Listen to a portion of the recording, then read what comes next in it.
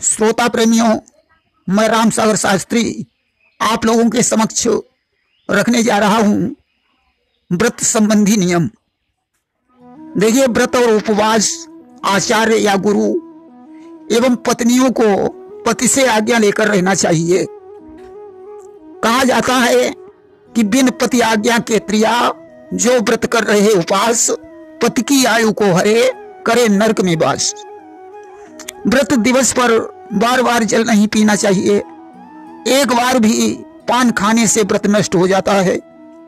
दिन में सोने से भी व्रत नष्ट हो जाता है तथा रति प्रसंग में व्रत नष्ट हो जाता है। शरीर परिस्थिति विशेष पर एक बार से भी अधिक जल पीने पर दोष नहीं लगता है। रोने से भी व्रत नष्ट हो जाता है। क्रोध करने से और अधिक बोलने से भी व्रत नष्ट हो जाता है। पराये अन्न का भोजन भी व्रत को नष्ट कर देता है। जल तथा कंद यानी जमीन के अंदर उत्पन्न होने वाली चीज तथा जल में उत्पन्न होने वाली चीज जैसे सिंघाड़ा जल के अंदर उत्पन्न होता है। आलू, शकरकंद, मूंगफली आदि भूमि के अंदर उत्पन्न होते हैं। इनके सेवन से व्रत नष्ट नहीं होता है। मौसमी फल, दूध या दूध से बने पदार्थ सेवन करने से व्रत नष्ट नहीं होता है। जिन चीजों को हवन में डाला जा सकता है जैसे मेवा आदि, उनका सेवन करने से भी व्रत नष्ट नहीं होता है। विद्वान या वृद्धजन की इच्छा वचन से या गुरु की आज्ञा से औषध का सेवन करने से भी व्रत नष्ट नहीं होता है। जहां तक बने नमक का सेवन नहीं करना चाहिए, तथापि समुद्री नमक का सेवन करने से व्रत नष्ट नहीं होता है। सत्य का पालन करें, क्षमा धारण करें, दया का गुण हो, दान करें, मन एवं शरीर से शुद्ध रहें, इंद्रियों पर नियंत्रण रखें, इष्ट देव की पूजा करें, हवन करें, आत्मसंतोष रखें, चोरी न करें, अधिक लोभ न करें, अनैतिक कार्य से बचाव रखें। समझो व्रत हो गया। अब कोई शिव का व्रत रहता है, कोई जन्माष्टमी का व्रत रहता है, कोई चंद्रषष्ठी का व्रत रहता है, कोई सत्यनारायण का व्रत रहता है। दिवाली होली में भी कुछ लोग व्रत रहते हैं। कोई एकादशी का व्रत रहता है। देखिए, जिस तिथि में सूर्योदय हो उसे उदया तिथि माना जाता है। ऐसी तिथि सारे दिन मानी जाती है। शिव, दुर्गा, दिवाली, होली, जन्माष्टमी, चंद्रषष्ठी, सत्यनारायण का व्रत तिथि के पहले भाग में करने चाहिए। अब रही बात एकादशी की। यदि एकादशी की हानि हो तो द्वादशी को छोड़कर दशमी विद्ध एकादशी में व्रत करना चाहिए। अगर नवमी एक पल हो, दशमी का क्षय हो, तो उस एकादशी को छोड़कर द्वादशी में व्रत करना चाहिए। गृहस्थ को केवल शुक्ल पक्ष की एकादशी, संतों को दोनों एकादशियां बताई गई हैं। जो एकादशी का व्रत किया हो और अगले दिन द्वादशी को अनुराधा नक्षत्र हो, आषाढ़ का महीना हो, इसी प्रकार भादव में द्वादशी को श्रवण नक्षत्र हो तथा कार्तिक में द्वादशी को रेवती नक्षत्र हो और चांदनी रात हो, यदि इनमें भोजन कर लिया तो जीवन में रही हुई समस्त एकादशियों का फल नष्ट हो जाता है। वहीं एक दूसरा विचार भी है।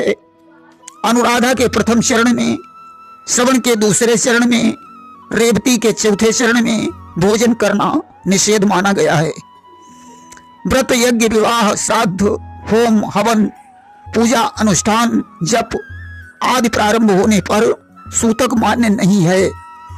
बृहस्पति जी ने भी कहा है, विवाह, यज्ञ, विविध उत्सव में पूर्व संकल्पित कार्यों के मध्य में मरणादि सूतक दोष नहीं होता है, अर्थात व्रत को तोड़ा नहीं जा सकता है। शंकर जी पर बेलपत्र, विष्णु जी को तुलसी दल, गणेश जी को दूर्वांकुर, अम्बा जी को नाना प्रकार के फूल, सूर्य को कनेर का फूल, श्रीनाथ और लक्ष्मी जी को कमल का फूल जरूर चढ़ाना चाहिए। देखिए, जनन मरण का सूतक 10.5 दिन तक का ही माना गया है। और ग्रहण का सूतक इस प्रकार है, यदि सूर्य ग्रहण हो तो सूतक 12 घंटे पहले तथा चंद्र ग्रहण हो तो सूतक 9 घंटे पहले माना जाता है। ग्रहण सूतक में रोगी, बाल और वृद्ध यदि भोजन करते हैं तो कोई बात नहीं है, बाकी को भोजन नहीं करना चाहिए। देखिए, मंगल शनिवार को यदि स्वाति नक्षत्र और आयुष्मान योग हो तो दीपावली राजयुद्ध कारक और पशुओं के लिए घातक होती है। मंगलवार को यदि होली जले तो भूकंप, बुधवार को अकाल, शनिवार को होली जलने से राजा पर संकट आता है। होलिका दहन के समय पुरवैया चले तो प्रजा सुखी हो, पछुआ चले तो तेजी हो, उत्तराही वायु चले तो आनंद प्राप्त होता है, दक्षिणवाही वायु चले तो राष्ट्रभंग, दुर्भिक्ष की आशंका होती है, ईशानी वायु चले तो सुख और आनंद प्राप्त होता है, अग्निकोणी वायु चले तो आग का खतरा बढ़ जाता है, वायव्य वायु चले तो धर्मशीलता, आंधी का प्रकोप अधिक होता है, परंतु धन धान्य की वृद्धि होती है। नैऋत्य वायु चले तो अन्न का नाश हो जाता है। वायु शांत हो, ऊंची लपटें आकाश का स्पर्श करें तो उल्कापात होता है। यदि दहन के समय मेघ, वर्षा, आंधी आ जाए तो धान्य गल्ला का व्यवसाय लाभदायक होता है। इसी प्रकार आषाढ़ी को सूर्यास्त काल से पूर्व पूर्वी वायु शुभ, आग्नेय कोणी रोग कारक, दक्षिणी राष्ट्र चिंता, नैऋत्य अल्प वर्षा, पश्चिमी वर्षा कारक, वायव्य न्यून फसल यानी फसल कमजोर होती है, उत्तरी तथा ईशानी सुभिक्ष। यदि इस दिन मेघ वायु हो माने तेज हवा चले,